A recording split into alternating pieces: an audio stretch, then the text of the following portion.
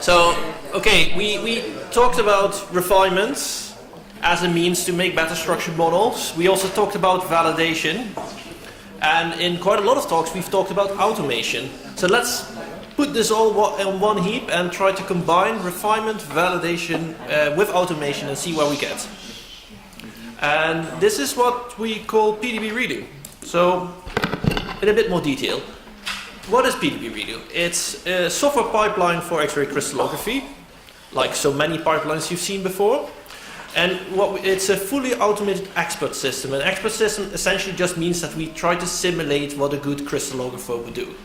And what it does is it refines, it rebuilds, and also validates your structure model. And well, you can see the pipeline on the right.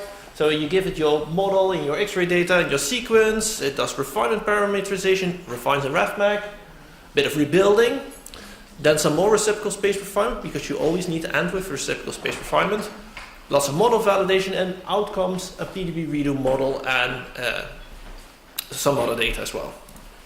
So it's well tested and it's very high throughput.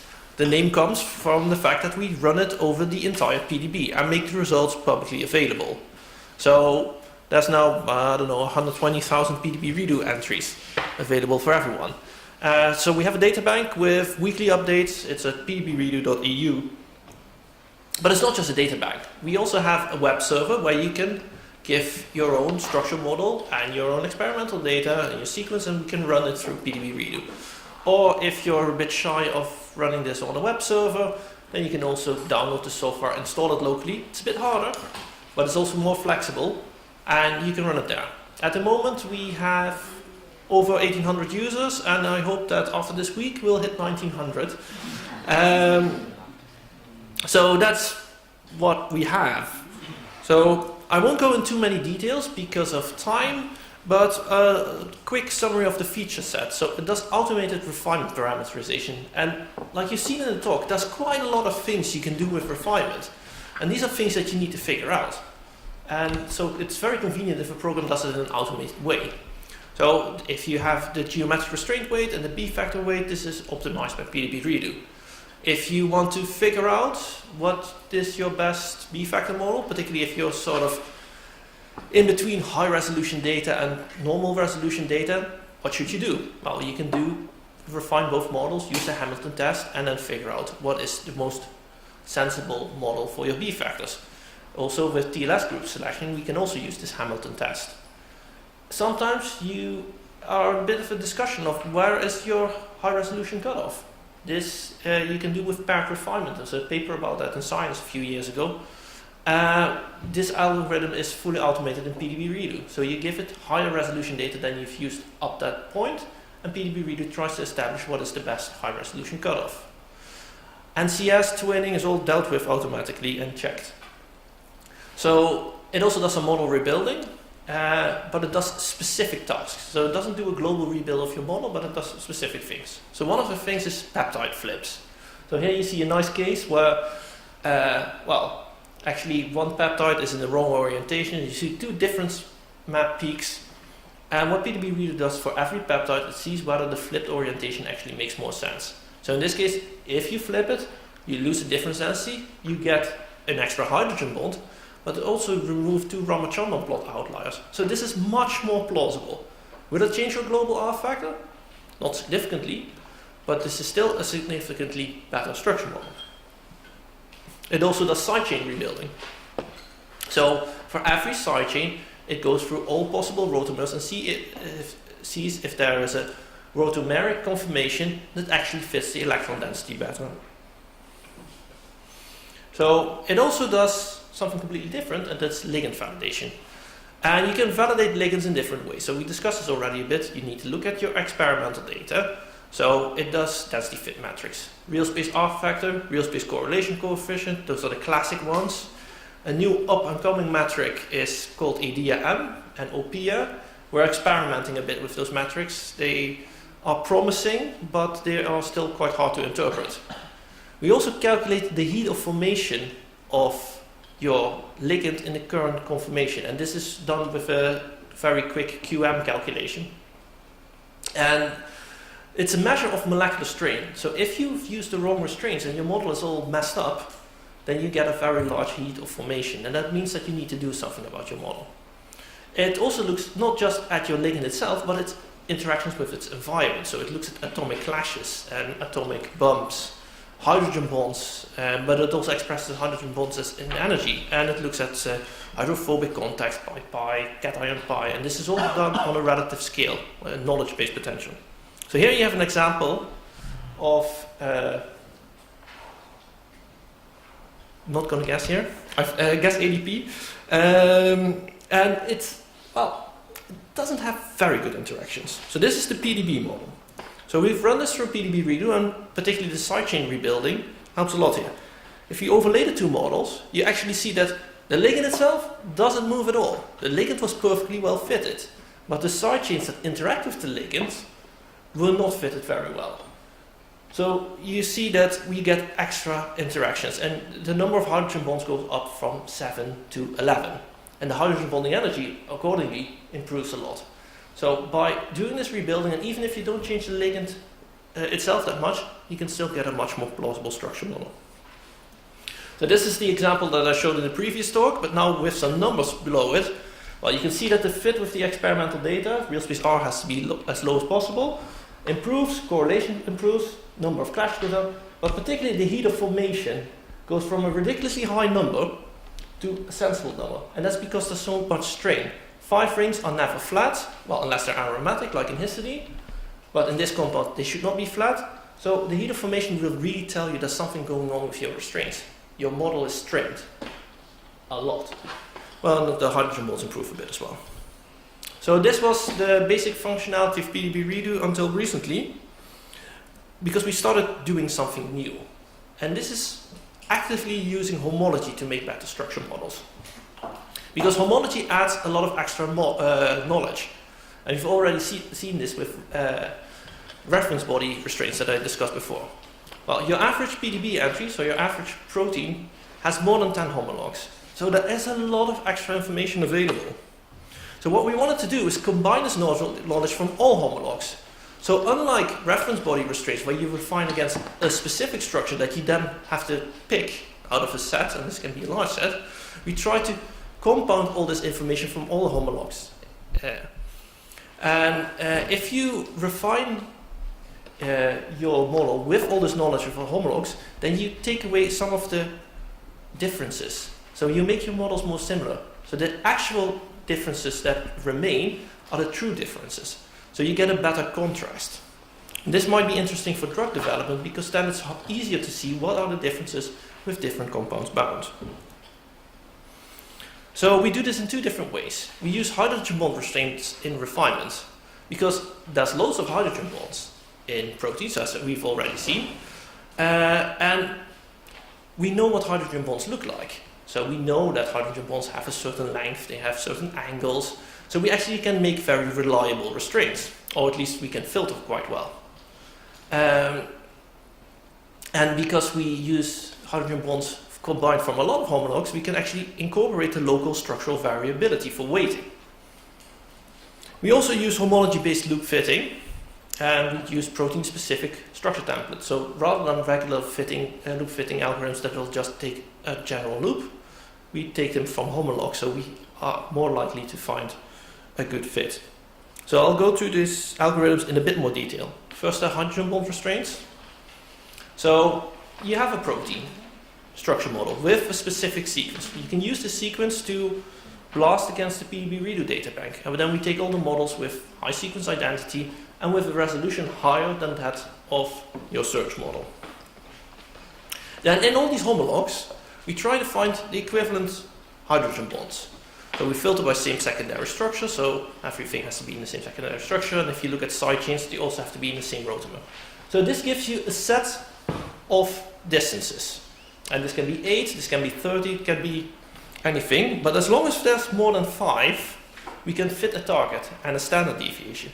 And a higher standard deviation essentially means that in refinement we apply less weight on this particular restraint. So it's already weighted by the local variance. Of course, For not every hydrogen bond we can find 5 examples, so there's also a fallback mechanism where we fall back to atom and secondary structure specific hydrogen bond restraints, and we have 97 types of that, and this is mined from millions of hydrogen bonds, so it's actually a very reliable data set. So this is the hydrogen bond restraints. We also do this loop fitting, like I said before. We have a program called loophole that adds missing loops by homology, and you see an example here. Actually, if you look at the structure without the experimental data, you would say, well, makes perfect sense. However, if you look at the map, and particularly if you look at the sequence, you will see that there's 3 residues missing. So that's the first thing that we do. We find the missing loop based on the sequence. Now we know that these 2 residues on either side of the missing loop don't fit the experimental data very well, and this is a common problem. So you cut these things out. So you find the structures with the loop present, so we have templates, and then we prepare for loop transfer by removing these 2 residues. Now we have a lot of templates, so we need to align this. So for all homologous loops, we align the border residues using quaternions, which is just a mathematical trick to do this very efficiently, and then we copy over the loop. And you can see that this loop sort of fits the density, but there's a massive gap between 2 bits, so we need to refine this model a bit more. So we refine this in Qt mini RSR, which is essentially just a refinement engine of Qt, and works very well. And then we go through all the refined models and take the best one, but only if it's good enough. So we take a model that has plausible geometry, but also then it should have a sensible map fit, because you can always fit a loop, but if there's no density, you should still not build it. You would leave the sidechain of the Weizmann even though it doesn't have electron density? This is a matter of high debate. In PDB redo, yes, we do normally keep the sidechain. We will rebuild it after that, so it will go to a different conformation. And at very low resolution, we don't actively add them. But under normal circumstances, we would always build the sidechains, and this is a design choice, and we know this is somewhat disputed. Now, we tried this loop building, and we actually ran over PDB redo completely. So if you take the entire data bank, there's about 150,000 missing loops. So these are things that are crystallized, but not modeled. So of these loops, about 66,000 can be fitted from homology, but that doesn't mean that the density is any good. So after fitting and refinement, we can see that we can keep about 25,000 of them. That means that 1 in 6 missing loops in the PDB can actually be modeled now with all the information that we have. So we can make much more complete models. Is that done all also automatically now? Yeah. If you give us the sequence, so on the server obviously we need to know what to build, so only if you upload the sequence as a FASTA file. We also did this over the PDB, and what we figured out is actually that in that case we could build fewer loops, and that's because after all the refinement of PDB redo, you just get nicer maps. There's another reason why you need to refine your model well and optimize it, because you get nicer maps and you can see more. So if we combine all these algorithms, and we've done that recently, and run PDB redo over the entire data bank, at the time 100,000 entries, you can see that we can improve the model geometry over the entire resolution scope. And this is the Ramachandran Z-score. This is a metric of how normal your Ramachandran plot is. And you can see that at very high resolution it doesn't improve a lot, because obviously on average they are already quite good. But particularly at intermediate resolution, and now with these homology restraints also at low resolution, we can improve your model geometry. So you get a more sensible model. Of course, you also want to know whether we improve the fit with the experimental data. And you see a similar trend, that over the entire resolution scope, except for at very low resolution, we can improve the fit with the experimental data. So R3 goes down. And now with the new even at low resolution, we improved a lot. Just the homology restraints don't do that much for the R factor. So if you like this, you can run PDB redo on the PDB redo server, and everything's password protected. So you make an account and you get a dashboard where you can submit your model. And this is a bit of an old picture, but now there's an extra field for you to submit your sequence if you want to do the loop fitting.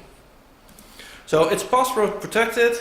You can use a local account, but if you are familiar with ARIA, which is a single sign-on system in Europe. You can also use that for login. That actually works for other servers as well, so it's quite convenient. As I said, we have 1,800 users, and last year people ran about 5,000 jobs. And I thought it would be a good idea to map our conquering of the world with PDB Redo. You see, we are doing quite well. There's not that many users in Africa, but Israel is in yellow, and surprisingly also Iran and Iraq are in yellow. So what does PDB Redo give you? It gives you a very visual output, and I think that's very convenient. So it gives you the fit with the data, but also some geometric parameters, and if it has improved significantly, and we explained the standards of significant, then it's highlighted in green. If things get worse, it's highlighted in red. So you get an honest description of what we did. We also compare your model to other structural models of similar resolution, and these are at least 1,000 models, but in many cases a lot more. So you can see where you are in terms of quality compared to the PDB, but also compared to the PDB Redo data bank. And also at the residue level, we'll give you some information of whether your fit with the experimental data has improved. It also gives you a script to run with CCP4 to keep all the settings that we've optimized in PDB Redo. So that wraps it up. There's quite a lot of people I want to acknowledge, particularly the PDB Redo team, and most importantly Bart van Beuskom, my PhD student who implemented all these homology things, but also Maarten Hekkelman, who is our key programmer, and Tassos, with whom I've been doing PDB Redo now since 2009. But I actually started the project during my PhD with Gert Vriend, and of course Gorit Mushodov, the developer of RefMag, Paul Emsley, the developer of Qt, and Fei Long helped us a lot with technology and a lot of feedback. And the CSP4 developers have helped a lot as well. And there's money from industry, the European Union, and from the Dutch government. And with that, I'd like to finish my talk on refinement, validation, and redo.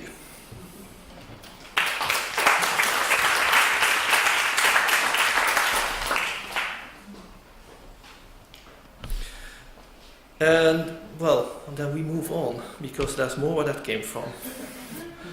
Well, tutorial.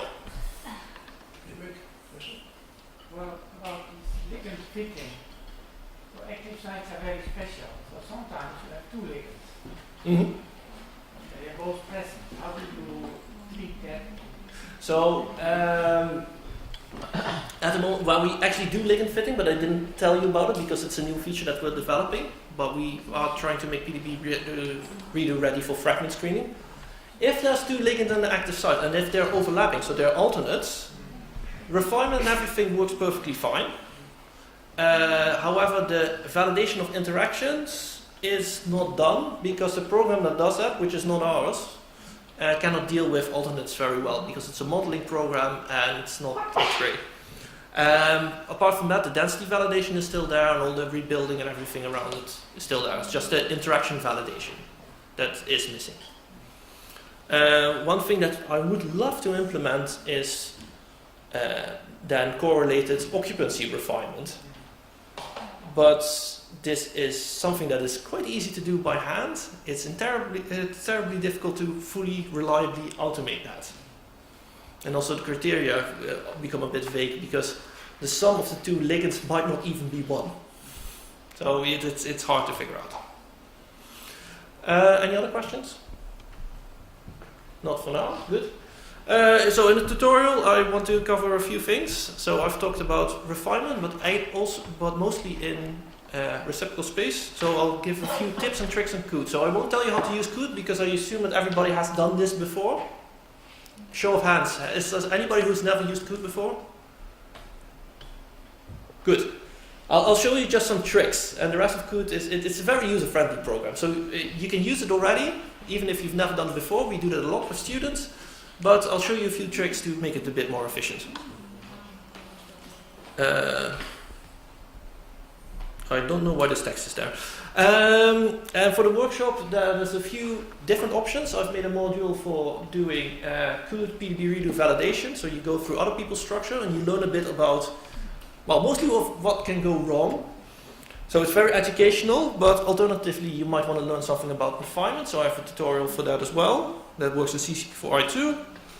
Or if you have your own data, and I think many of you do, you can do that instead.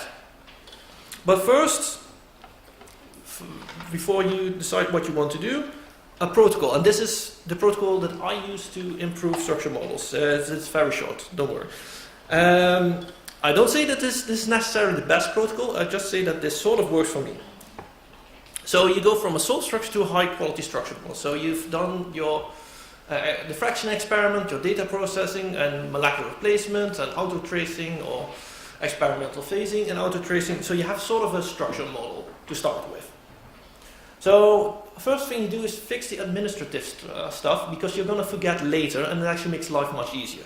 So make sure that your residue numbering sort of fits what you want it to be in the end, because if you've crystallized the ketone part of your protein, it does make sense to number it as if it is part of the entire protein.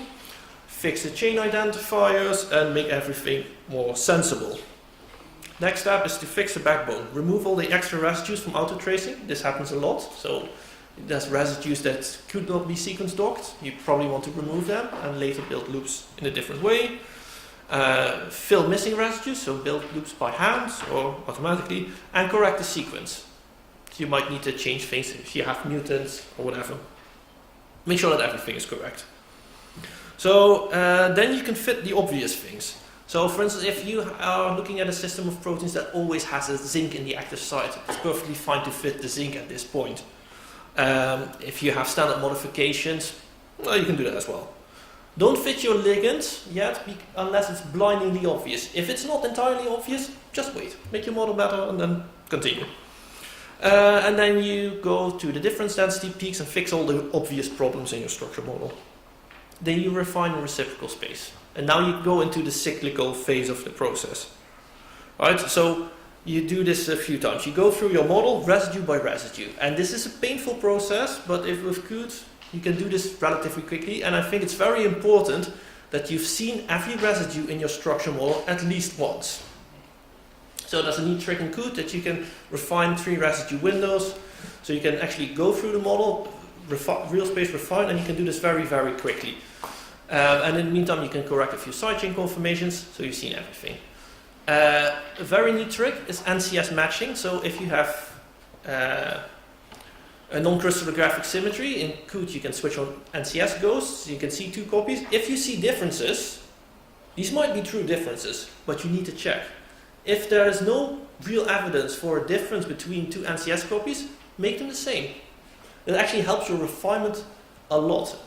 It's much easier to get a sensible structure model out of it. Well, if you see a histidine, check whether it makes proper hydrogen bonding or the flipped coordination might be better. And well, add missing residues, side chains, alternates, and keep notes. Sometimes your density is not that obvious. So you need to decide, well, this is an alternate, this is not an alternate. Then model it, refine, and then have a look at it again. So you need to keep notes. Print out your sequence and then put arrows and stuff on there. It's very old-fashioned, but it works well. So obviously, when you change your model, you change your atomic coordinates, and if you would calculate a new map, you get new phases. So don't go through your entire structure in one go. If you have 1800 residues, it's better to, at some point, update your maps.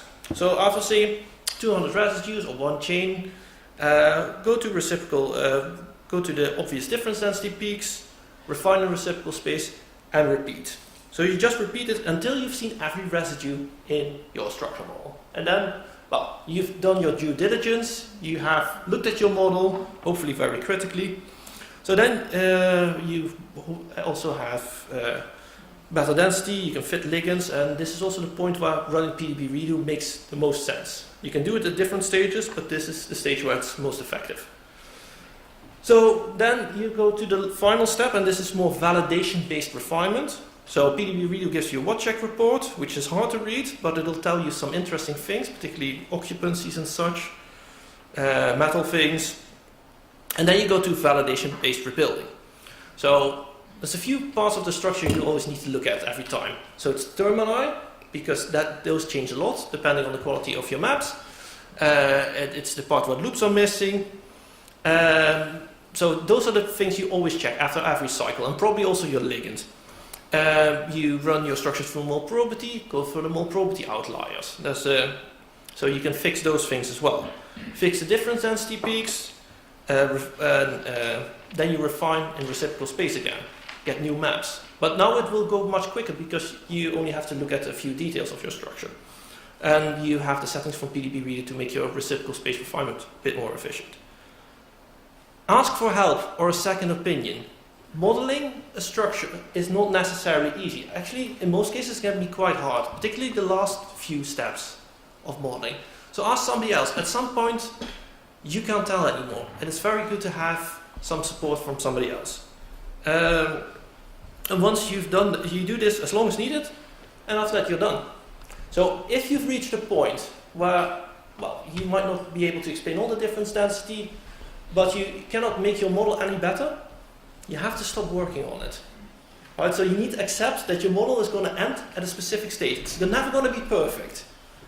Just make sure that it's not terrible. If you've done the maximum that you can do, that's the best you can do. Can't do any better. So at some point you need to accept that your model is done. And if your boss thinks your model is done and it's clearly not, try to speak up. I know that this is not always easy, but it's your name on the structure as well. So that was the introduction to the tutorial. So there's a directory on what's it called, the machine? Collider. That has the data for PDB reader. If you want to do the refinement tutorial, there's a docx file that explains all the steps you go through. If you want to do the CUDE validation PDB reader tutorial, there's another docx file with some explanation. The input data that you need, you can draw directly from the internet, or it's also in that directory. And if you want to work on your own structure, obviously you already have your data. So for the people who are interested, I'll also do a CUDE tutorial, but you can decide whether or not you listen to that. So I run Windows, and CUDE runs on Windows as well, but Windows 10 now also has Linux, and that makes it much easier to run CUDE. So I'll show you a few things. So Sorry, where is the directory? it's collider/Oli. Can you find? Try and get the work on it. It's in data/collider_Weizmann_Ruby. Can you write for that? If you have what? You want me to write it? Yes. Where? This is a whiteboard. Okay. Do you have something like that? No. I first have to make sure that it's there with you. Okay, well, in the meantime, I'll continue with the CUDE tutorial. So, one thing that I would like to tell you is you make your life much easier if you organize your data properly. And this is going to sound terribly old-fashioned, but in courses, half of the time we see that students cannot be helped because they don't actually know where the reflection data is and where the structure model is. So, organize your data. So I'll show you an example. This is a project called Compound 5, and essentially it's a ligand that binds to MPS1. And, well, it would be so much better if I could see this on the screen. And there it is again. So, I told you that I iterate, like reciprocal space refinement, real space refinement. And typically in our lab, I get a structure model that is in a certain state, and then it's my job, amongst other things, to finish and check the model, make sure that everything is right. So, what you see here is version numbers of your model, and this is a nice way of seeing where you are. So you start with your model, that's version 000, that's the one that comes out of your automated stuff, and then you refine it, of course, version 1. You go to CUDE, go to version 2, refine it, and go to version 3. If you are doing experiments, then you might need to do version 12 and version 12a, and then you form from that. This means that if at some point you reach a point in your model saying, oh, I've done something horrifically wrong, then it's actually very easy to go a few steps back. And this is sometimes necessary, hopefully not that often. The other thing that you see is I go all the way to version 18, and this was a structure that was considered done already. So these final steps, they can be very short, but it's worthwhile to do a few things in COOT, reciprocal space refinement, a few things in COOT. And these steps become shorter and shorter until there's nothing left to do. So okay, that was the thing about data management. And now I go to my junk directory, and this is my form of data management for data that I don't really need after. So that's the stuff I throw away. Yeah. You got it? Everyone got it? No. So go back all the way back, and then go to collider_data. And then it should be collider.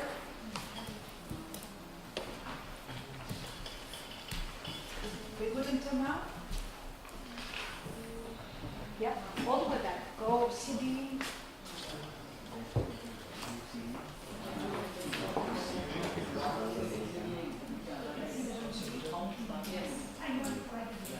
CD collider. And after CD, capital W Weizmann, just the first letter. Weizmann and Ruby. Okay, Ruby. Yes.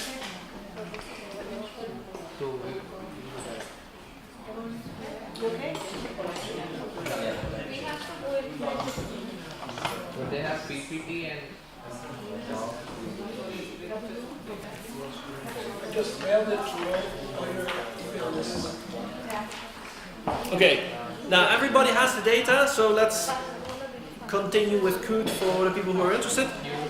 So, when I start COOT, you'll notice one thing. I don't go to full screen, because COOT has a lot of dialogues, and these things will pop up. So, you're not going to look at your entire protein at once, so you don't need to run it at full screen. It's just a tip, but it works, because you can put a bit more information there later. So COOT is very feature rich. You can do a lot with COOT.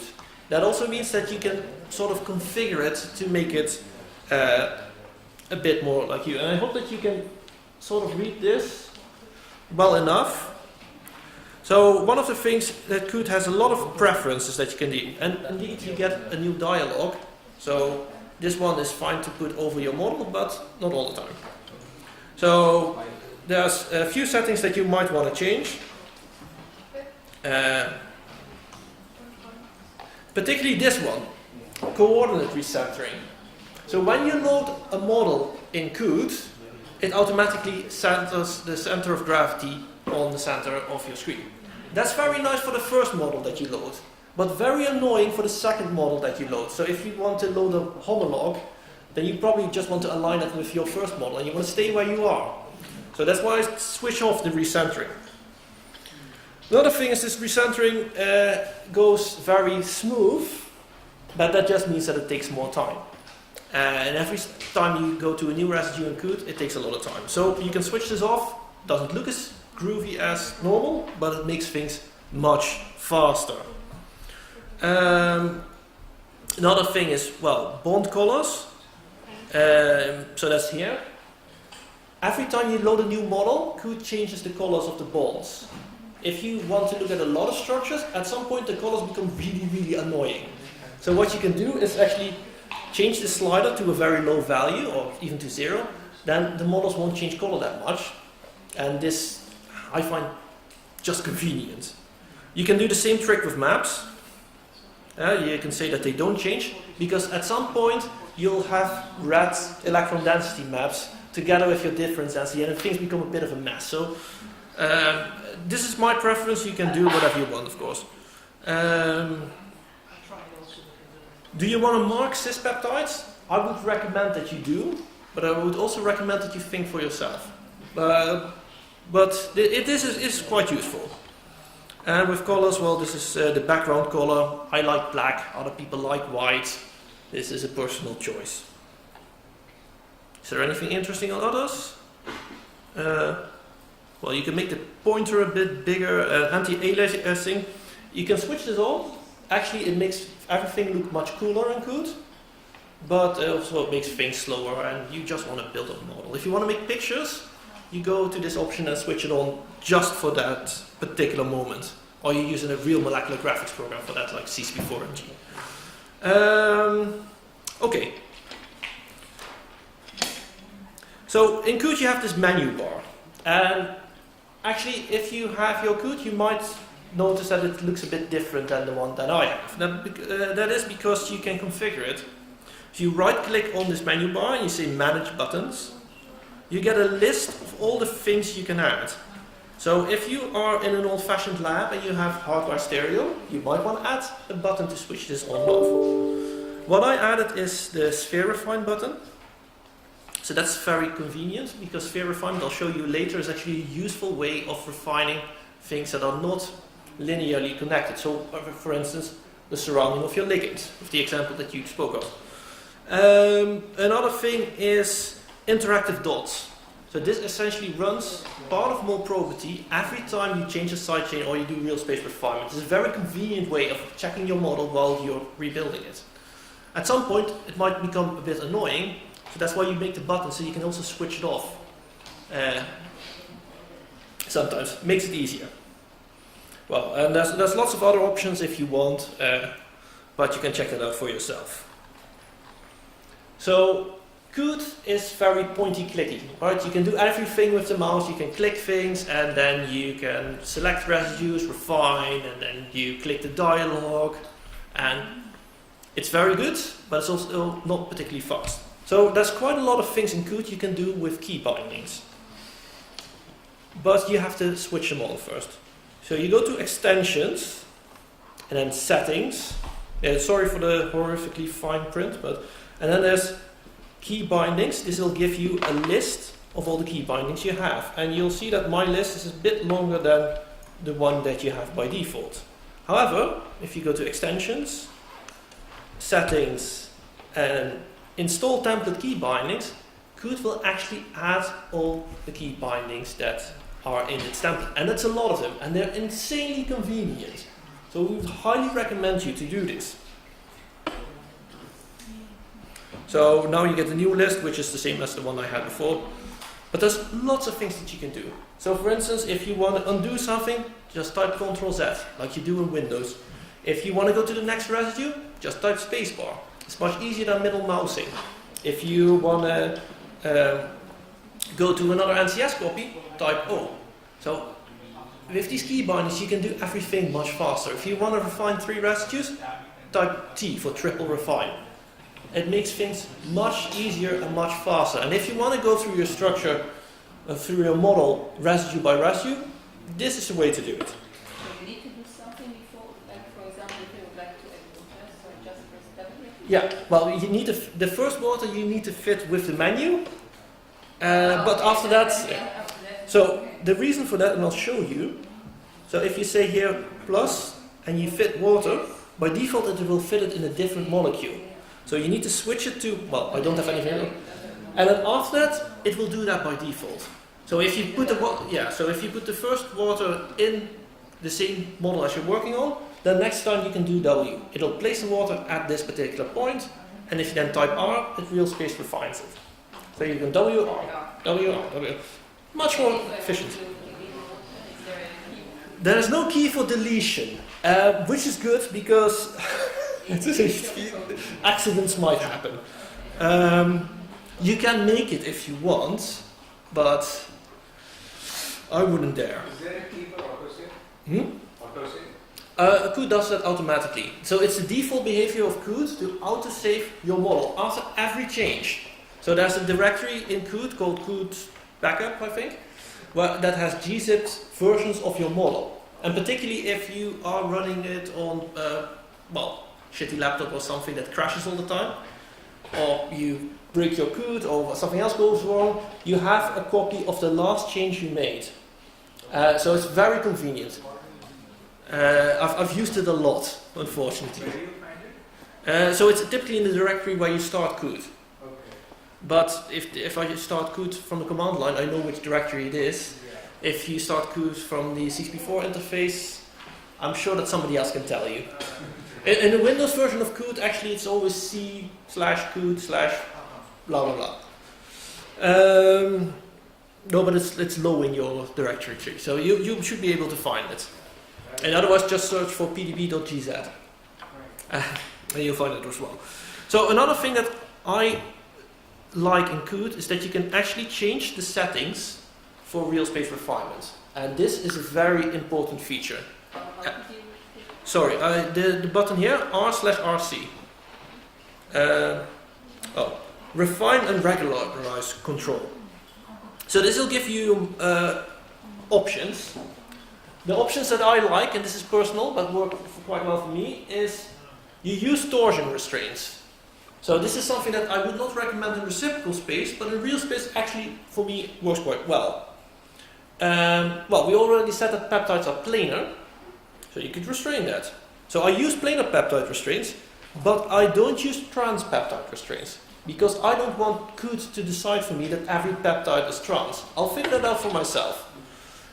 Because if I make a cis peptide by accident, there will be like a massive red plane on that, so I'll get enough warning. Now this is a bit debatable. I always use Ramachandran restraints, but only in reciprocal space. It actually helps a lot. If your model is close to the right conformation, this will help you to pull it in. And then if you let it loose in reciprocal space refinement, if you were wrong, it'll drift away again, so it's fine. So you can enforce particular secondary structure with it. So you can say no secondary structure, that is the default, but if you're building a helix in low resolution, then you might need to force it to become helical at some point. So in that case, temporarily you set it to alpha helical restraints, you refine this bit, it will be forced to become an alpha helix. The only thing is that you need to remember to switch it off again, because if you're done refining a beta strand, it will still become an alpha helix and you'll mess up your model. So this is the default. Now the last thing is the refinement weight. So this is the weight again of the geometric restraints compared to your map. Or actually it's the map compared to your geometric restraints. So a lower number actually means tighter geometric restraints. So in my hands, with maps that come from RevMac, 40 works very well. If you have EM, you might have to use different settings. If you have maps from Phoenix, then I wouldn't know. But so this works well for me. So now we've tweaked a lot of settings in Qt. Now there's much more settings. The problem is that not all settings are permanent. So if you want to have a specific set of features always as a default in Qt, there's a neat trick of doing that, but it involves a bit of, well, you can't call it programming, but it involves a bit of work. So I'll show you a file, and this works in Linux and also in Mac OS. I'm not entirely sure how to do this in Windows, although I think it's possible as well. So in your home directory, there's a hidden file called .qt. So, and I'll open it.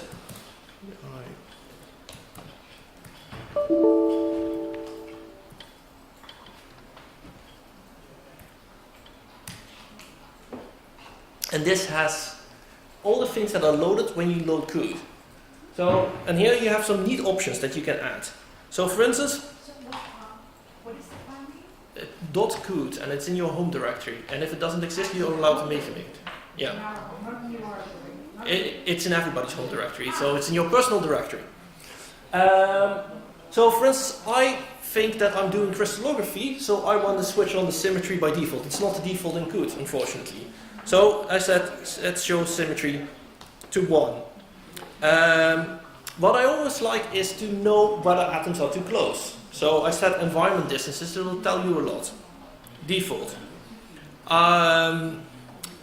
For color map, I only want to change the colors of the carbons, so this is a setting.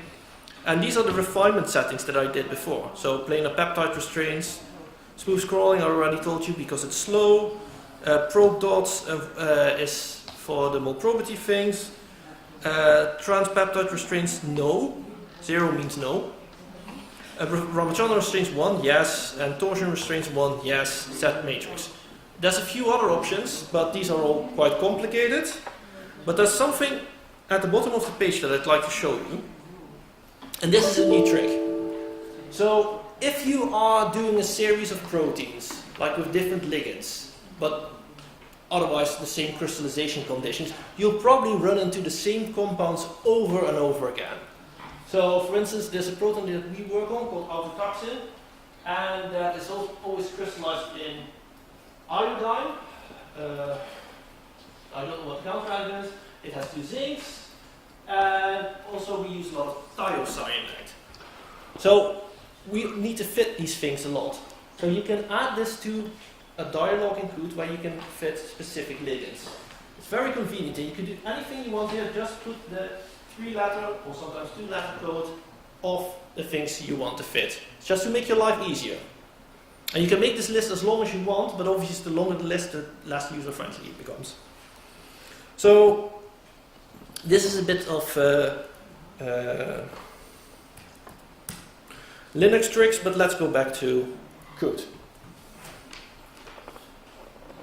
So you've seen lots of tricks to change settings. Now, there's a few things that you might want to do in Qt after you've done molecular replacement. So molecular replacement is a crystallographic trick, right? It works very well, but if you have a tetramer, it might not build the tetramer itself. It might just be copy 1, copy 2, copy 3, copy 4, because crystallographically that's equally valid.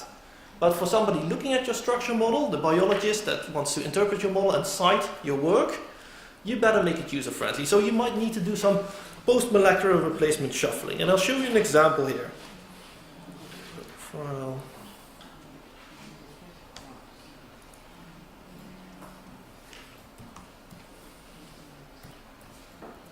So I downloaded this PDB entry because it's a nice example of how not to do it. So in this case I zoom out a bit and we see that here's our model. And it's actually hard to tell, but if I go to Display Manager and I say C alphas and ligands, it's colored by chain. So we see we have 4 chains, and there's actually 4 MCS copies. Now if we look at this orange and blue chains, I'll zoom in a bit, you see that there's beta strands and they sort of pack through the beta strands. So this is a sort of neat diagram. Then, oh, this is a file, fetch PDB using accession code, and it's 1WOC. But it's, well, you don't have to repeat, but yeah, you can try. So we have one sensible dimer and one piece of nonsense. But let's assume that we don't know what is this right dimer. Then we could download a homolog. And finding homologs is easy. You put the sequence into the PDB. But I happen to know a homolog by heart, and this is 1TXY. TXY. I'm getting this one as well. And again, we get the PDB validation thing, and this one too I put in to C alpha trace.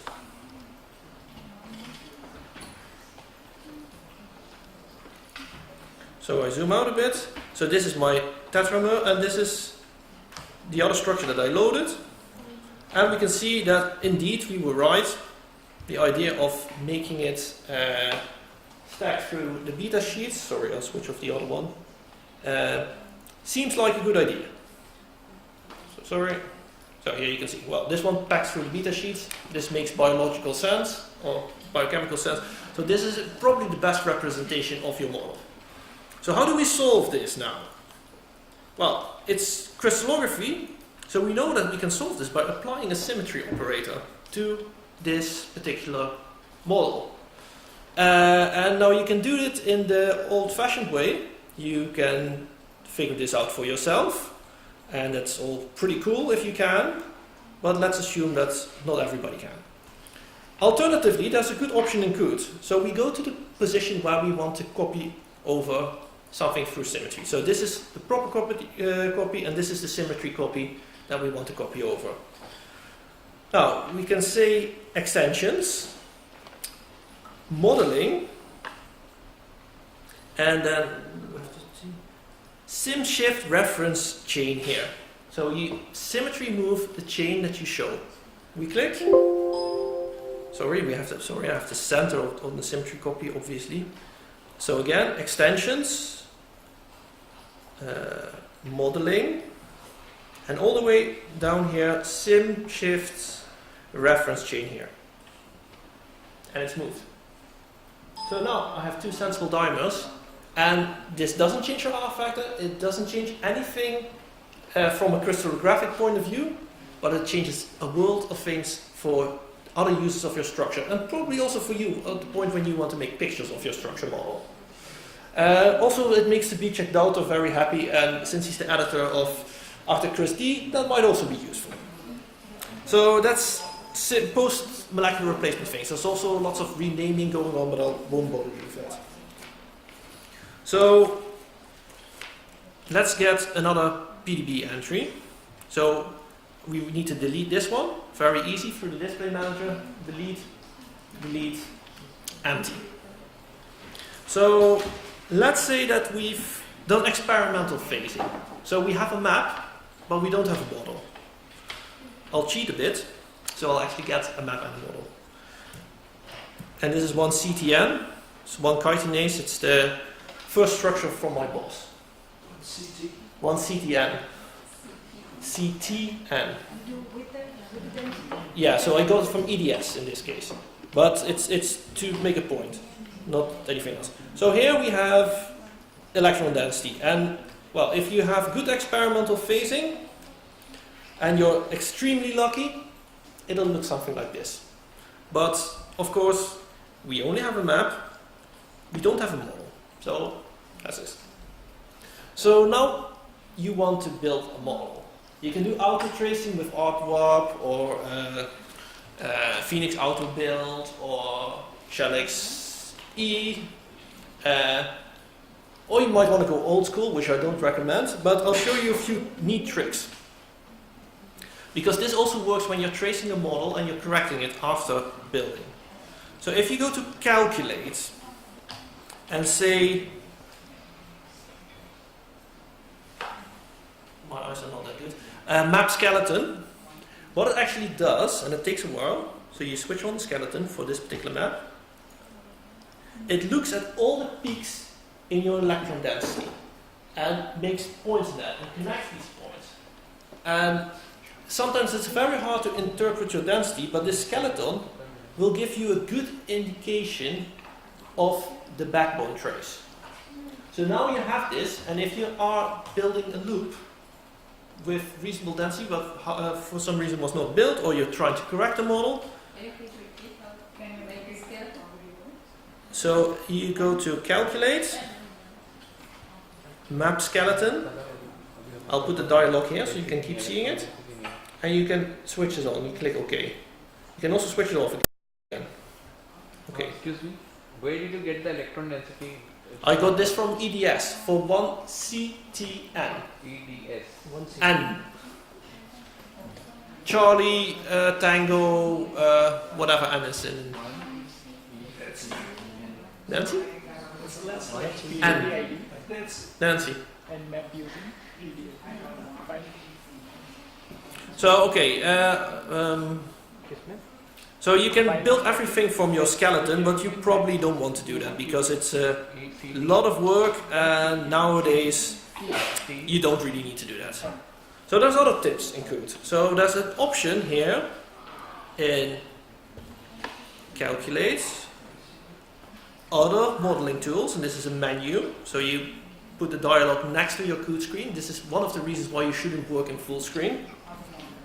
And then there is a button here that says Find Secondary Structure. And what it does, you tell Qt. So it's in Calculate, Other Modeling Tools, and then you just click it and you get this dialog. And I put it here on the side. There's actually quite a lot of neat options here. But so now I'm going to do this one. So you say Find Secondary Structure. And now you can go through the entire map and try to find secondary structure elements. This will take a while. So we'll do the neat thing and do it quickly. You click OK. So what it does now, it analyzes the electron density and tries to find density that looks helical and tries to find density that looks like beta sheets. And I won't go into details of the algorithm, but it's a very neat trick, and it takes a while to calculate. And you can see here that it's doing a lot of calculations. But if you have a reasonably fast computer, that should work. So, if we zoom out now, you can see that, hey, this sure looks like a helix. And if we look at the density, indeed, it's a helix. So, now we have a place to put a helix. So this is secondary structure, it's a different model. You can switch it off, and it's gone. But we know that there's a helix now here. And actually it was a pretty long helix. So we have this other option here that says place helix here. Now you can estimate how long this helix is, but let's just make a small helix here as start. And you can see, presto, it analyzes the density and it can very quickly build a helix. Obviously, the residues are not, the residues don't have the right identity yet, so you need to figure out what is what. But, and you can correct this. But this is a neat way of analyzing your maps. You can also do it another way. If you have an experimentally phased map and it looks okay-ish but not brilliant, you can use this find secondary structure option to see if there's recognizable features. So you can place helices, you can also place strands, similar trick, but I'll skip that. So now the problem is that you have a helix here, you might have a strand, and every time you build something in Qt, it goes to a different model. So let's build one more thing here, just for sake of argument. No, not that one. So here's a strand. Come on. So we have a strand here, and we say place strand here. And well, let's not make it that big, let's make it a smaller strand. So 5 residue beta strands. And Qt is working its magic again. You see that it's a bit harder than placing a helix, but nevertheless it has fitted it. So now we have a beta strand and a helix, but they are in different molecules. So how do you merge these things? So there's an option in Qt, very important, is also when you fit ligands. You go to calculate, and then there's, Should be in edit. sorry, it's right, it moved. So in previous versions it was in the calculate. So it's an edit, you say merge molecules, and then you'd say, well, I want to move the helix and the strand into a single molecule. And this one CTN, and now they're in the same molecule. So this is very important, because if you forget, and people do this a lot after they've built all their waters and other things, and you refine, then you've lost all your work. So this merge molecules is important if you forget to put everything in the same molecule. So do it immediately.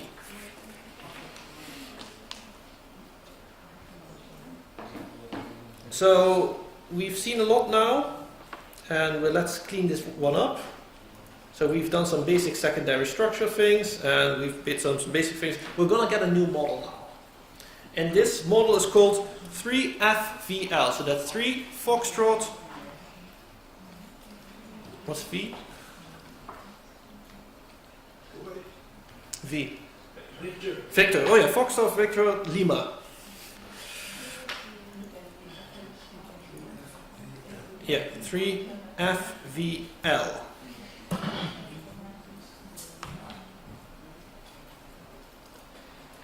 And this is actually a trimer. So we zoom out a bit and we see, hey, 3 copies.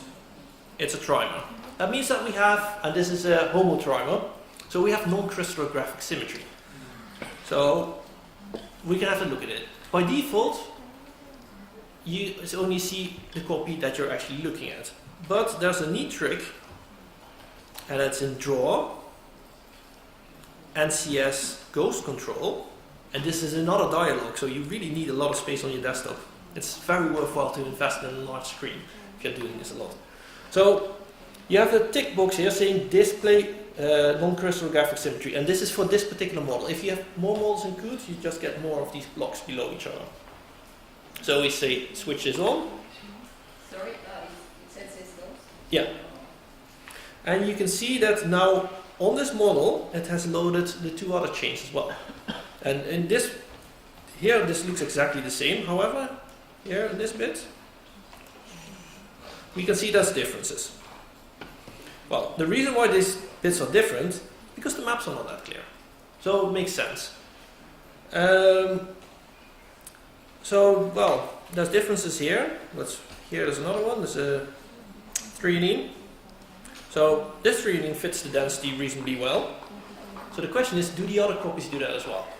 So you can go to, so this is residue and it's below here in the status bar. So this is residue A6. So you can go to residue C6, but that's a lot of work. So we have installed our template key binding, so we can also just press O, and we go to the other NCS copy. Now you will see that I've lost my NCS ghosts because they're calculated and positioned on chain A. So now we're in a different chain, and this is chain C. So we switch the NCS ghost to chain C. And now we can compare chain C to all its NCS copies. And we can see, well, there's a difference, but both of them fit the electron density very well. So this difference is supported by the experimental data. Well, we can go to the other copy, and particularly if you have a lot of NCS copies, this is a very convenient way of going through the NCS things and changing, of removing any differences. So this is a way of doing this visually. There's also a neat way to do this somewhat differently. And this is called a Kleirecht plot.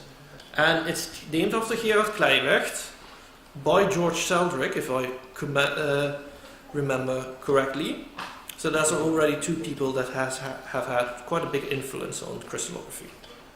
So it's invalidates, Kleirecht plot, second option.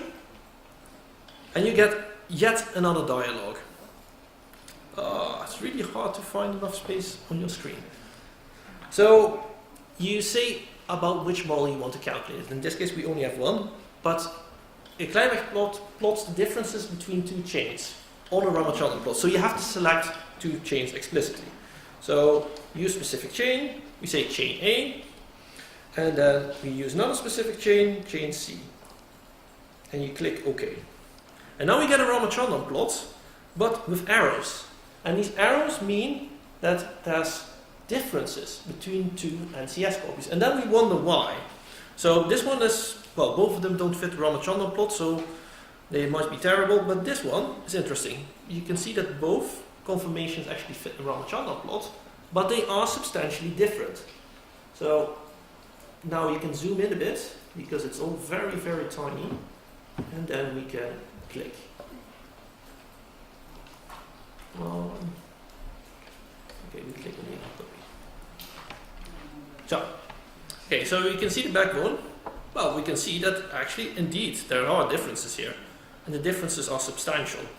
Right? So you can see that here the backbone oxygen sticks upward, and there the backbone oxygen is planar. Well, I admit the density doesn't look very clear, but we have 2 votes for this conformation, and 1 pretty terrible vote for this conformation. So this could be a reason that you say, well, actually I want to refine this bit and change the conformation of the backbone.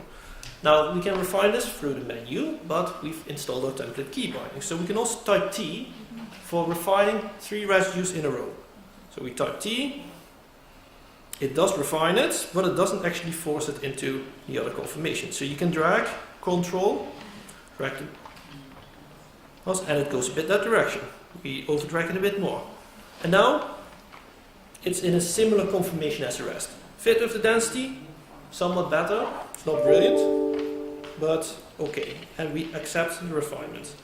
So we accept, and we can see some things are changed in our Kleirecht plot. So we made the differences between the different NCS copies smaller, and these differences were not supported by the experimental data. So we made our model clearer, and we actually avoid the issue of finding differences in models that are not supported by the experimental data. So it makes it easier to interpret the model. Another nice feature in Qt that I'd like to show you is the sequence view, and for some reason lots of people don't realize that it exists. So it's under draw, sequence view, and then you get a list of all the structures you have loaded in Qt. So in my case, it's only one. And you get this nice sequence view. So very useful. You can make it quite long. So the sequences are not aligned, they're based on numbers. So if you have different numbering for different chains, you'll be able to tell you need to fix that. Now if you would have a missing loop here, this is a very convenient way to go to your missing loop every iteration of model building. Or everything marked X is something that is not the standard amino acid and also not the water. So here X is our ligand. Oh, and what do you know?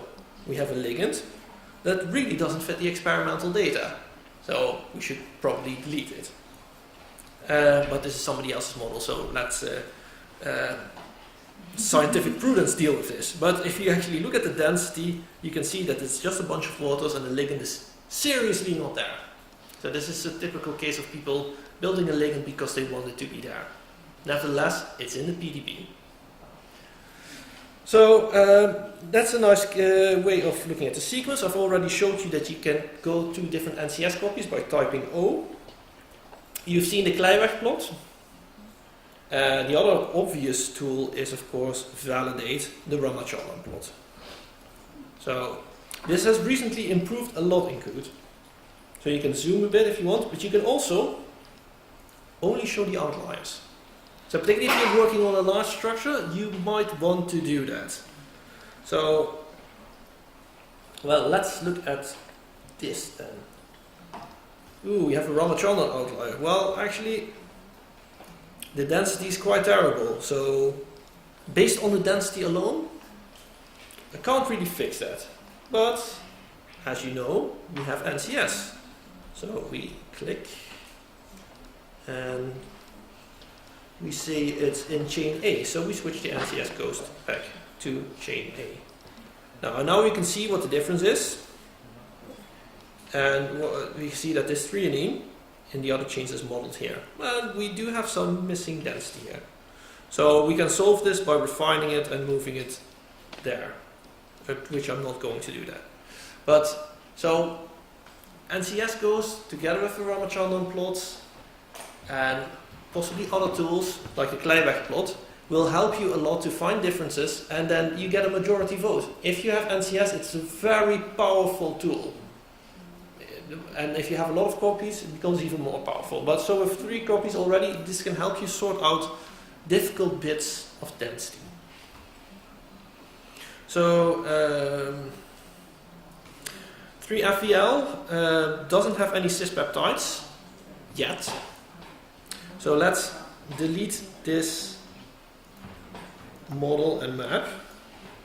And now we get the same model.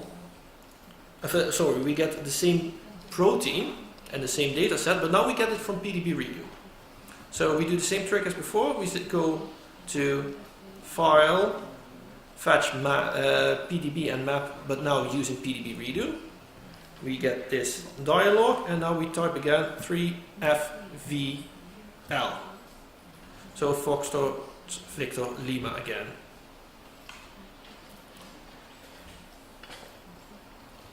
Takes a while, it has to come from a different server. And we get the same model. And you can see the loop is still, well, the density of the loop is still terrible, because so what I want to show you is that sometimes in a structure model you will have cis peptides, and these might be accidentally introduced in reciprocal space or in real space refinement. And at some point you might need to check all of them. So there's a neat option in Qt. If you go to extensions, modeling, oops, and I clicked the wrong button. So again, sorry, extensions, modeling, and then you see residues with cis peptide bonds. So we click on that, you have to select your model, it's this one, and we actually get a massive list of cis peptides. Ooh, has PDB redos done something horrendously wrong? Well, if it would, then I wouldn't show this to you. If it doesn't load the model. Did you model load it from PDB redo? Yeah, it doesn't know. Yeah. Well, not on my machine, and now it's in internet. Yeah, so try again and make sure that your internet connection is good. Oh, it's case sensitive.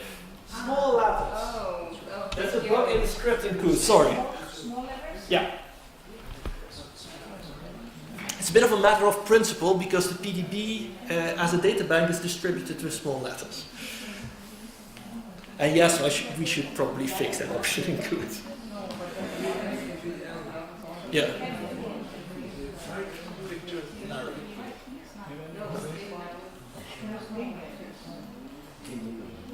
So let's again say the option, right? Extensions, modeling, and all the cool options are on the modeling actually, most of them anyway. Residues with cis peptide bonds, you select your model and then it generates a list. But I already have that one. So you can click on every button and here we see a cis peptide. Well, and it is a cis peptide between a serine and a tyrosine. And this is incredibly rare. One in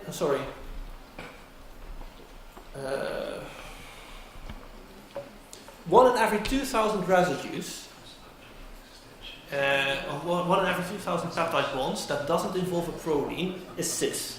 So your average structure model won't have any. Strangely, this one has 9. But, well, we look at the density, perfectly supported. It's very high resolution data. So, it's true. We go to another one. Hey, this involves a proline. These are much less rare. This 1 in every 20. Yeah, good. Here, between an arginine and an aspartate, same story. Fits the density perfectly well. So, in this case, these are correct. But in many cases, cis peptides are wrong. Then you need to correct them. Because people have become incredibly paranoid about cis peptides, for good reason. So this will now come on your PDB validation report in flaming letters of fire. So just make sure that your cis peptides are really supported by your experimental data. What else do we have? Oh, building alternate residues. So if you want to go to a specific residue because you've made this list, right? A list of residues that you would find interesting or where you want to go back, then of course you can go to your sequence view and click. Or you can go to this button, go to Atom, and then you have to like scroll and collapse. But there's a very neat way in Qt, and this again is a hotkey. So if you type Ctrl-G, you get a very small dialog here. And now you just type the residue chain ID and residue number, and this allows a bit of fuzzy logic. So it's not case sensitive if you only have chains in one particular case. If you have chain capital E and chain small letter e, then you have to be case sensitive. So I'm going to residue E276. So I type E276. And you notice that I'm using small letters. And Qt goes there. So this is a very neat way of going quickly to a particular residue of interest. So Ctrl-G for go to. So that's a neat option. Now we have here an arginine. And let's center a bit more. Well, and if we look at the density, we see that it might be 2 conformations, right? So, first of all, this one doesn't fit very well, so we refine. We can do this the easy way or the hard way. We can use the button, or we can also just type R. And it's refining, but it actually is not finding the right conformation, so we drag a bit. You can drag an individual atom by holding Control. I think this looks pretty nice. So, that's one. But now we want to build an alternate conformation. There is a hotkey for that, but I don't know it by heart. So I'm doing this the old-fashioned way with the button. So now you can choose split off a single residue. So you copy all the atoms, including the backbone, or you can say, well, only the side chain. So I prefer split residue at C alpha. So we only split the side chain. It's a personal preference, not everybody agrees. So we click, it makes two alternate conformations. Now you have to find the right protomer. So, and the best way is to go through the list, which is a lot of work. So I've made a note, and I made a note for myself. It's the conformation trans 180 degrees. So it's conformation number 7. And presto, sort of fits. And you can also do the occupancy. So by default it's 50-50. If you see that one is obviously bigger than the other, you do the 60-40, and you can either refine this or sort of manually guesstimate this. But for this case I do 50-50. Now if I want to refine both of these conformations, normally I would type T and you would refine the entire backbone. But now it only refines alternate A, so it doesn't refine everything. That's very annoying. So if we want to refine both conformations at the same time, we have to use sphere refinement. So I've already added this to my menu bar, but you can also type Shift R. So small letter R is refine for the specific residue, and Shift R is sphere refine that residue, but also the residues around. So we type Shift R, and now it actually refines both alternate conformations at the same time. So now we get an optimal fit of all the things together. So this is the way of dealing with alternate. This is also the way of dealing with carbohydrates, because again these are not linearly connected, so you have to use sphere refinement as well. Or if you have a metal, or you want to refine your ligand. So Shift R, very useful feature. So I think I've shown you enough about 3FEL. Are you still interested in COOT, or do you want to work on your own structure? This is the moment to say that. Okay, well, there's no complaints. Nobody dares to complain, fair enough. We go to a different PDB entry, and in this case we do 2G29. So 2G29.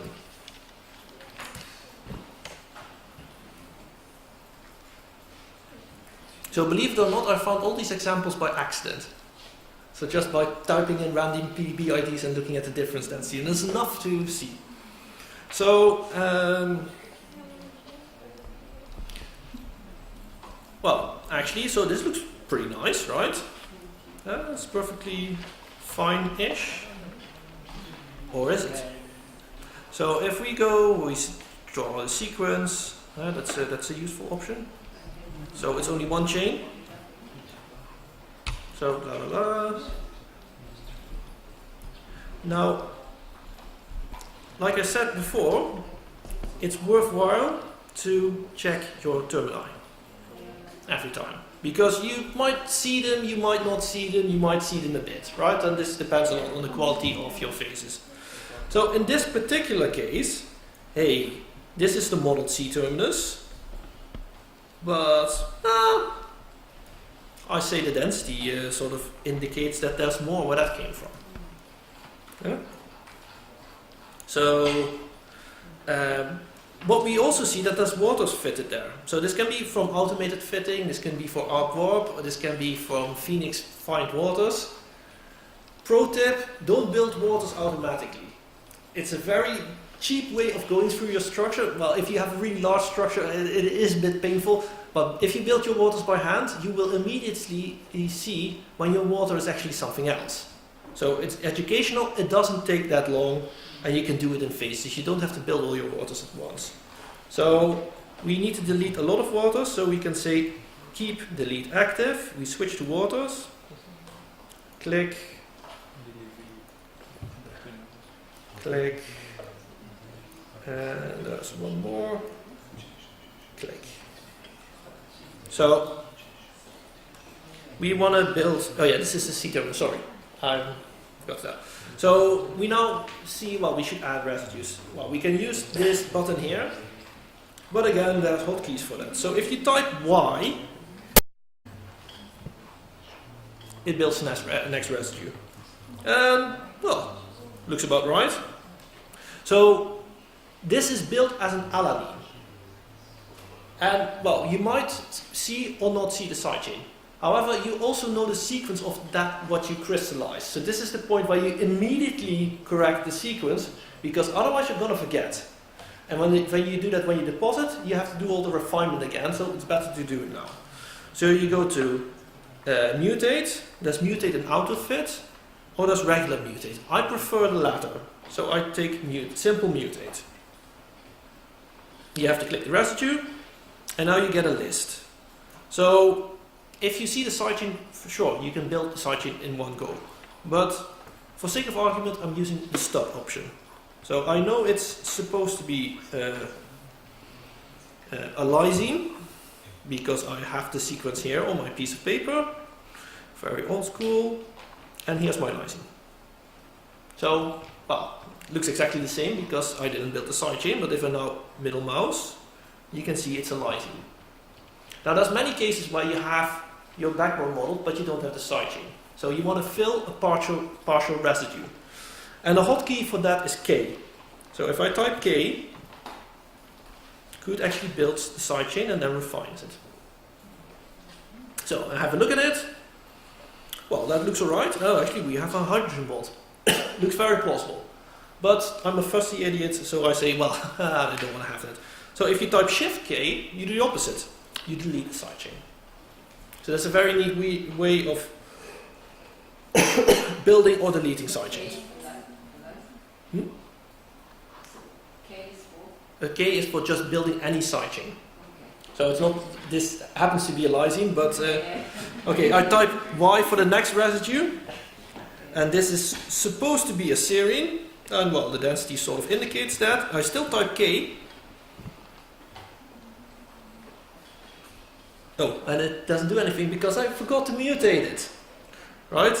So it's still an alanine, so I first have to correct the sequence. I say, and that's, as far as I know, there's not a hotkey for that. Serine. And now it's a serine, but it's just built, not refined, so I type R and it's refined. So, and obviously I can go on with this thing, but that's not that interesting. So, okay, this is building the backbone and building sidechains, right? Very neat, but that's enough about this model. So, don't have that many examples left anymore. So we're going to load a different model, and this is a nice one. It's called 3ABA, Alpha Bravo Alpha.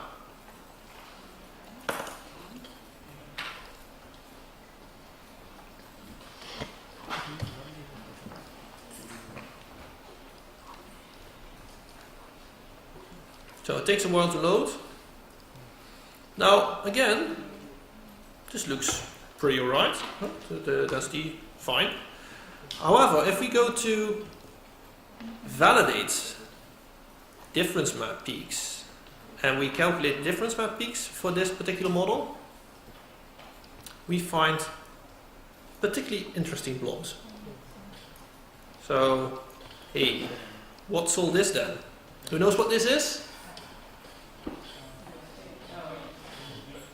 It's a glycerol, right? And I don't know what they did with these crystals. They soaked them for an hour or something in their cryoprotectant, but there's a shitload of glycerol in this one. Now there's lots of different ways of building glycerol. I'll show you the wrong ways first. So you can do plus, and then you see, oh hey, glycerol is not on the list, so you can type whole here, and then you make sure that it's in the right molecule, and then you have to refine, blah blah blah, lots of work, don't want to do that. Cancel. There is the other one, get monomer.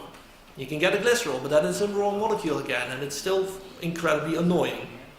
But there's a very neat trick in Qt, and this is, if you remember only one thing, this is the one you need to remember. You go to modeling, extensions, modeling, add other solvent molecules, and this is a brilliant option. It's a shame that it's so well hidden. So here you have a list of compounds that occur a lot. So you have ethanediol, glycerol, DMS, acetate, Modeling and then what? modeling, and then the second option in the list, add other solvent molecules.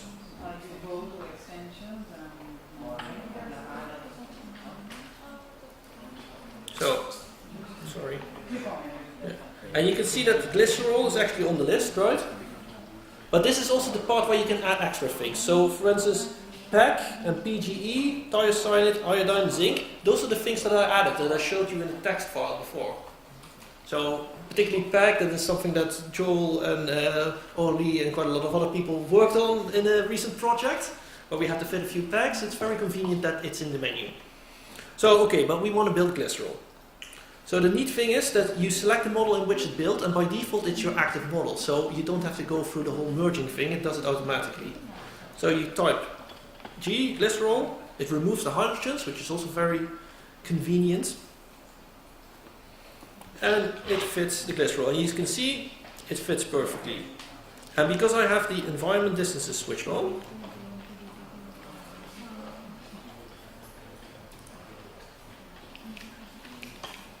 we can see that it actually makes hydrogen bonds with the rest of the module, and this is also proof that it's in the right copy. So this one makes a hydrogen bond, that one makes a hydrogen bond, this one will make a hydrogen bond once you build the other blob, which also happens to be glycerol. Yeah? Suppose we don't know what it is, like this one you can clearly see it's a glycerol. If you don't know what it is, don't model anything. Water. No, because you know it's not water. So if you know that it's not water, don't model water. Leave it open, ask a second opinion. Because there might be somebody else in the lab who has seen density in that shape. If worse comes to worse, the skeleton option might help, but only with large blobs. We had a nice example in our lab, and this was mind-boggling. So we were crystallizing autotoxin, which was a sort of a protein of interest.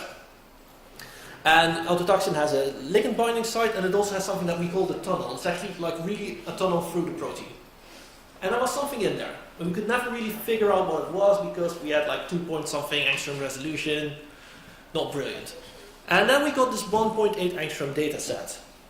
And we had, because we crystallized it in a different way with heparin sulfate. But no, you try to fit heparin and the blob doesn't fit. Right? Crystallization conditions, well, there's nothing exciting in there, so it's not that either. At some point we said, well, we switch on the skeleton, and what we see is 4 rings. 2 6 rings, a 5 ring, something that looks a lot like estrogen or cholesterol, which I happen to know because our previous lab worked together with a pharmaceutical company that was big on making the pill. So, based on the skeleton, we found completely new chemistry because we really didn't know that this protein would bind cholesterol derivatives. But just by skeletonizing and not building any waters, because then you lose your difference density. We found something new, and then we figured out that it's not actually cholesterol itself, but it's bile acids that are all cholesterol derivatives. So just by being careful and not immediately filling everything with water, you can find nice things. The example with the polyethylene glycols was a different story. There was difference density that wasn't built, and it turned out to be polyethylene glycol, and that had effects on how you would do ligand docking. The details is in a paper by Oli, Joel, and a few other people, including myself. It's a nice story. You should totally read it and cite that as well. I have a question. Let's say we go to the 4th highest difference map, peak map. Sorry, validate difference map peaks. Number 4. So you see obviously a lot of water molecules which do not have electron density, and when you put it into PDB, they do. Yeah. Will it remove these water molecules with no electron density? Yeah, but actually these waters have electron density, all of them. There are a lot of them which do not. Yeah, so what PDB Reader does, if there's waters that don't have electron density, it'll throw it away, but it's a bit aggressive. So it turns out that this is actually ridiculously hard to do properly. So we have built a new version of the program. We call it centrifuge because it throws away waters that you don't need. And that actually looks at the shape of the density. So what we really want to do is we don't necessarily want to throw just away the waters that don't have any density, but we also want to throw away waters like this, because it's something else. And this is something that we're not trying to do in an automated way. We haven't reached the point that it's completely reliable, but this is what we want. So it's true also, for example, the sulfur ion, which has a very electron density, just over there, right? This Yeah. one? Yeah. Well, Will it be removed? Or? no, we don't remove ligands, and in this particular case, it actually is a sulfate. Only the occupancy is not 100%. So if you look at the shape of the density and the enormous amount of interactions, because there's another water here, it's very likely to be a sulfate, but it's not fully occupied. This is the model from EDS. So another problem might be that the B factor of this thing is refined to the wrong value, because people use too tight B factor restraints. And that means that you get a forced peak in the density, and that's why you get negative difference density. But what about those difference maps that elongate the bed, but they don't have a shape for a solvent? Like the one that fits 2 water molecules with like 2.2 angstrom of distance. So you do get these sometimes, and at high resolution you do see that they sort of pinch in the middle. But I call these peanut waters. Yeah. So these are alternate conformations of waters most of the time. And you can build alternates for side chains, but if you have very high resolution data, lucky bastard, then you can actually split off the water as well. You can do that just with the normal dialog for adding alternates, and actually also there's an option here. So alternate conformation also works for waters? Also works with waters, Okay. also works with ligands. Because, well, sometimes you get the ligand has 2 conformations. And it's usually an indication that you can do some more some more hardcore chemistry to make a better ligand. But yeah, this happens. Unfortunately, sometimes you can have 3 different conformations in the same data set, and it becomes a bit of a mess. Particularly when you have correlated side chain conformations. Been there, done that. Not fun. But yeah, you can do this with water a lot. One thing that you also will find a lot if you have lysines which have like a sort of ring around this, and people that have played a lot with PEG might recognize it. This is always PEG. So lysines with a halo are beatified by PEG. So there's another one in this particular structure. It's not a very good model, and this is the wrong sequence. Sorry. So we go draw, sequence view. Oh, actually no, let's do it the other way.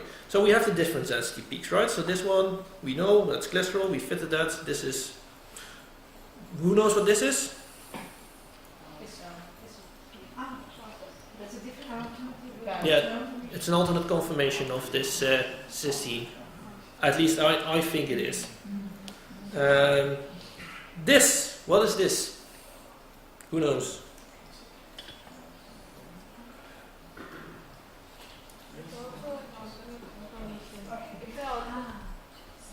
It's the same for symmetry element.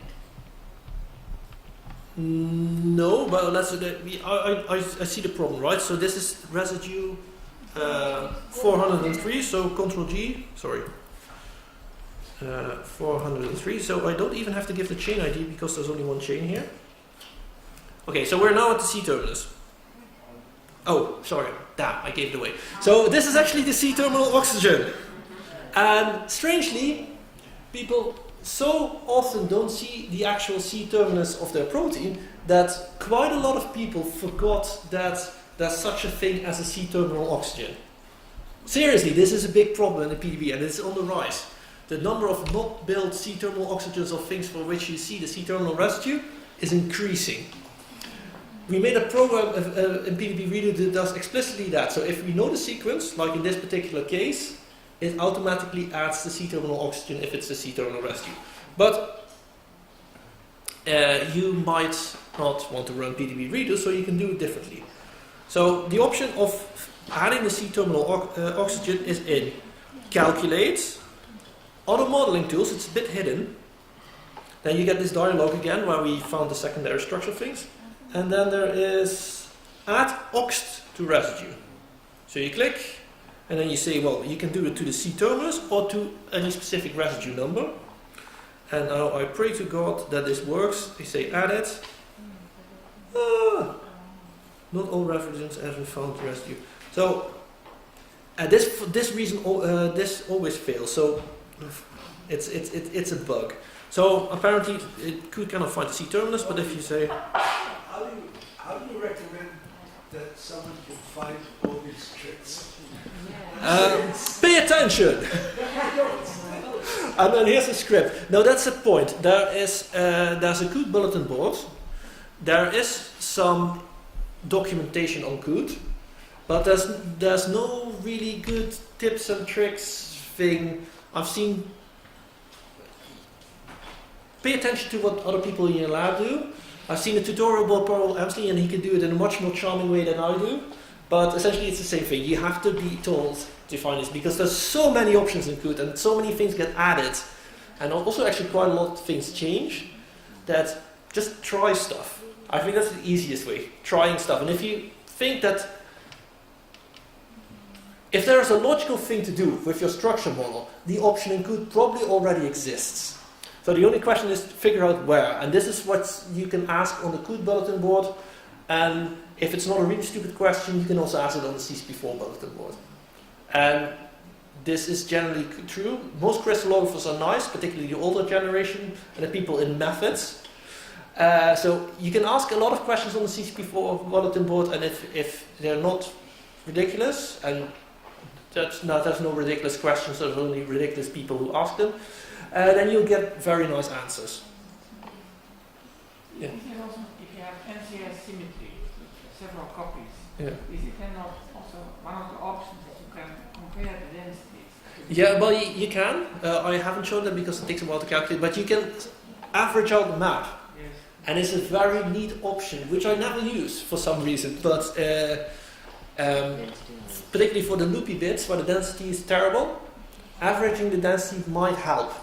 At low resolution, same story, averaging the densities might help. So the option is here. It's in calculate NCS maps. And obviously it won't work on this structure because I don't have NCS.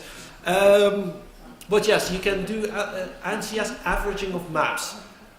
Keep in mind that this is based on the concept of global NCS. So you have one transformation from one chain to the other. If you have hinge movements in your NCS copies, it won't work. So this is something to keep in mind. But if you don't, neat option. Well, we add oxt. Oh, there's another neat option, but we first need to close a few dialogues because this is getting ridiculous. Delete, delete, delete, delete. File. So we're going to get another one from EDS. It's 1AE8. Alpha Echo 8. 1 Alpha Echo 8.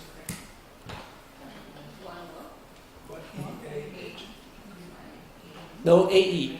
Alpha Echo. Yeah. So this one has a post-translational modification. And, well, I know this already. If you click on this button, it goes through all the ligands, but post-translational modifications count as well. So this is a ligand. It's a carbohydrate. For some reason, it's zero occupancy, even though it's clearly there. And this is another ligand. Sorry, it might take a while. Ah, there it is. We have a post-translational modification. Now, this is tyrosine sulfate. So it's something that people sort of put there in on purpose. Now, let's assume that I think it's actually tyrosine phosphate. So, somebody has built a tyrosine and I want to add the phosphate group to that. All these residues already exist in the PDBs. You just have to look them up. Now, I happen to know that tyrosine phosphate is called PTR. So I want to replace this one, tyrosine sulfate, or sulfotyrosine, by phosphotyrosine. Do you have the option? Extensions. Modeling, once again. Replace residue. And now you have to give the residue ID. So this one is called TYS, and now I want to make it a PTR. Can you repeat the path? It's calculate other one to Oh, it's extensions, modeling, replace residue. Here, replace residue. So, and now I'm going to type PTR, and I click mutate. Okay.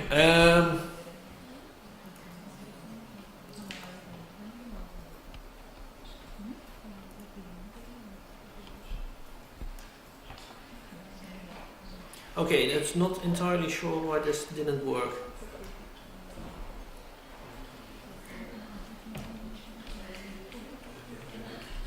Okay, so normally this works, take my word for it. The replace residue option is quite neat if you have, say, post-translational modifications.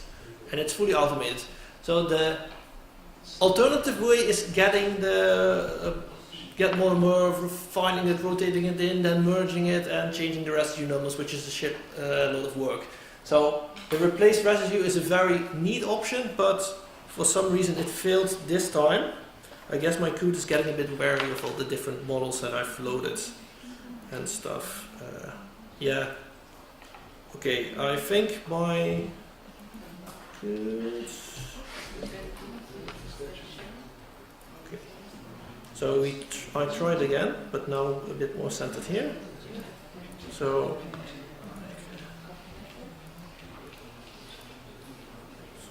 might be because I opened the option twice. Cancel. Extensions, modeling, replace residue, PTR.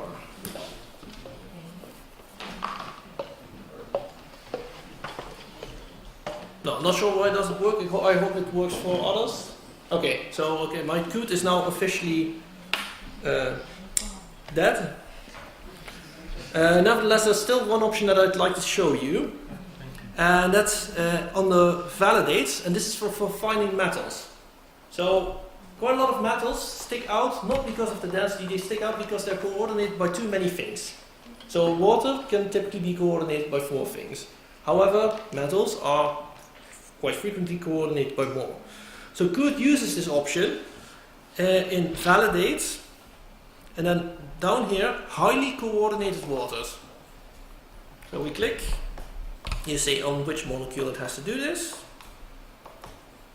and it finds 2 things. And let's focus on the first one.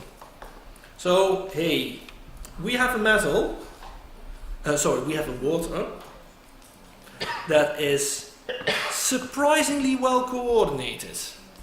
Now, based on the bond valence theory, Qt figures out that this is likely a calcium. Now, based on my experience, I tell Qt that it's wrong. Because calcium, and this is something to keep in mind, can have 6-fold coordination, but it prefers 7 or 8-fold, and it does need to have negative charges in the neighborhood. And these are just waters and backbone oxygens. So my best guess would be either sodium or magnesium. Now sodium and magnesium stick out because they have different coordination distances. Magnesium around 2 angstrom, 2.1, sodium around 2.4. I have the environment distances switched on, which I'll show you here. It's measures.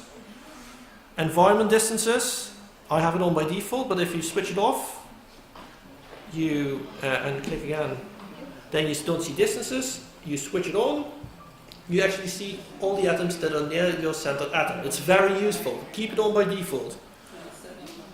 So, well, actually, Qt says this calcium. Now I get the model from PDB redo. File, fetch PDB redo, 1AE8, get it.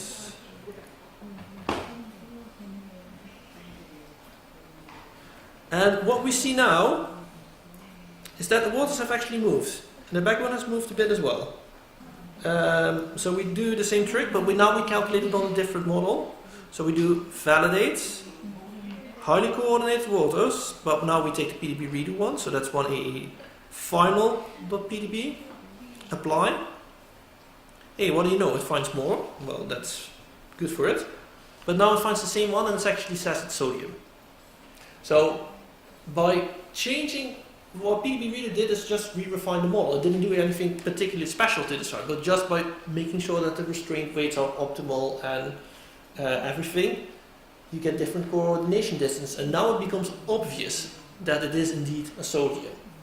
So if you get these sites and it's hard to figure out what it is, look at your crystallization conditions and make sure that you don't bias the coordination distances. So as soon as you put in a specific metal and you refine, then you get van der Waals restraints. And if you put in a magnesium or a sodium, magnesium is smaller, so the site might collapse, particularly at lower resolution. So you need to figure out how to do this. One option is to delete the middle water, refine, and then do it. Then have another look and look at the distances. So this is a sodium, and this is the difference between PDB and PDB redo. So last tip, because I guess you want to work on your own structures, and I can't say you're wrong. I'm going to stop my code because I realized that it is behaving a bit fishy. So I start code again. So in computational terms we call this bit rot. So after a while some of the bits rot away in your memory and you have to start things again. We get this model called 1ABR from EDS. Alpha Bravo Richard.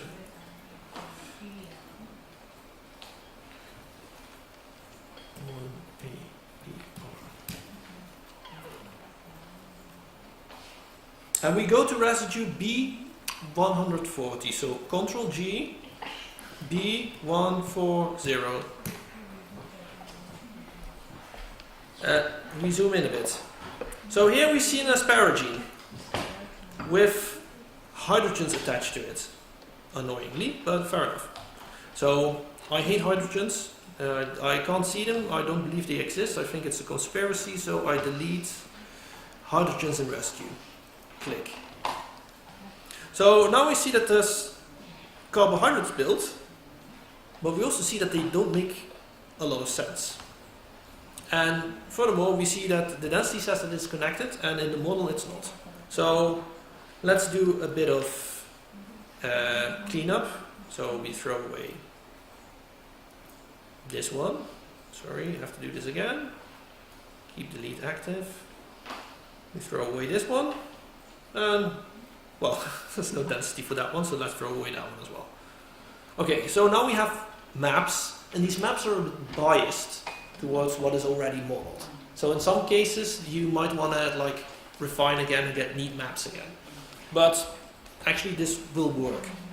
So if you want to build carbohydrates, this used to be a terrible pain. Now in Qt it has become very, very easy. But it's a bit hidden again. So you go to extensions. And now you don't go to modeling, but you go to modules. And there's a module called carbohydrate. And it has recently changed. It's even cooler now. So now you see there's a new menu called glyco. And we say, and then we can do lots of different things. So this is an asparagine, and for the people more familiar with glycosylation, this is an N-linked glycosylation. And these things you can do in Qt very well. So we go to the N-linked glycan addition dialog. Now there's different options here, and these are just different types of carbohydrate trees. So we can say high mannose, or complex mammal, hybrid mammal, complex plant. Glyco, and then the N-linked glycan addition dialog. And so we can also go to expert, but I recommend you don't do that unless you are actually an expert. And I know a lot of expert crystallographers who are not experts on glycosylation. And I don't count myself as an expert, but yeah, you should realize that. So let's assume high mannose, because that's a good default. Now there's different ways of doing it. You can add an entire tree, which is fun and interesting, but we're not going to do that now. So we have N-acetyl glycosylation, and Qt only gives me one option. I can add a NAG. Well, let's click the button and see what it does. So how cool is that? It's fitted, it's refined. You do see these clashes, but that's because Molprobity doesn't understand glycosidic linkages. So we ignore this here, but we actually can see, wow, it's a sugar. From the side, it's in a chair conformation. It's the right thing. It fits the density. Now, we can see that the next residue, sorry, we center on this residue, and we see that the next possible residue is a beta 1,4 linked N-acetylglucosamine. That's the only option available at this position. There's other ones, but those are not here. We see that there's a water in this density, so let's throw it away. And now, interestingly, this is another feature of Qt. If we now, okay, I take that back. This works. So for some reason, this previously left the hydrogens and only deleted the oxygen, but different version of Qt, I assume. So now we can try. Can we build the second residue? So we click, refine. So it's difficult, isn't it? So the fit with the density is obviously not brilliant. It's also not terrible. The geometry is fine. Again, we see it's a chair conformation. So what do? Is this good? Is this not good? So if you don't know, you can do two things. You can not build it, refine, and hope that next time the density is clear. Alternatively, you can build it, refine, and see that you get a lot of difference density signal. This depends a bit on your data set. Sometimes one option gives you the more clear answer, sometimes the other option gives you a more clear answer. There's also a third option that neither option gives you a clear answer. Then you have to decide for yourself. In this structure you have hydrogen, they have hydrogen. They added hydrogen. Yeah, so some people do that. I don't. There's differences in opinion of that. So, for instance, the Phoenix team is pushing that people deposit the model with hydrogens. RefMag does quite the opposite. So the positions of most hydrogens can be inferred from the positions of the heavy atoms, but not everything. If you have serine, there's essentially 3 positions for the hydrogen given the position of the oxygen. You cannot infer that from the coordinates of the serine alone. You have to infer that from the hydrogen bonding network, and that might be ambiguous. If you have waters, you can still position the hydrogens based on the hydrogen bonding network. This is a very hard calculation, and the solution space goes in the orders of 10 to the power 100 if you have a large structure.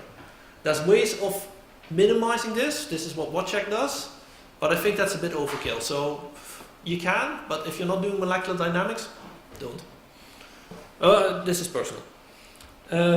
But at least, so you have this carbohydrate addition dialog, and this makes it so much easier. You don't have to do the links yourself. You don't have to import the right sugars and figure it out. You can just do it this way. Very neat option. I would highly recommend it. And keep an open mind to glycosylation. The sugars used to be the enemy of crystallographers. I think we've outgrown this now. Sometimes you still need to cut them off, but in quite a lot of cases, sugars actually also stabilize your protein. It's a case-by-case thing, but be a bit relaxed about it. So that finishes my Qt tutorial. There's loads of other options in Qt, but probably you can figure those out yourself by just going through the menus. Every once in a while, you see this sounds interesting, and just try it. Qt makes backups, so worst comes to worst, you can just roll back to a backup. Thank you.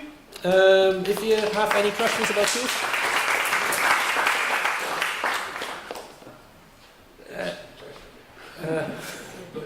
well, if you're used to O, with having to write all the macros yourself, well, this is a big step forward.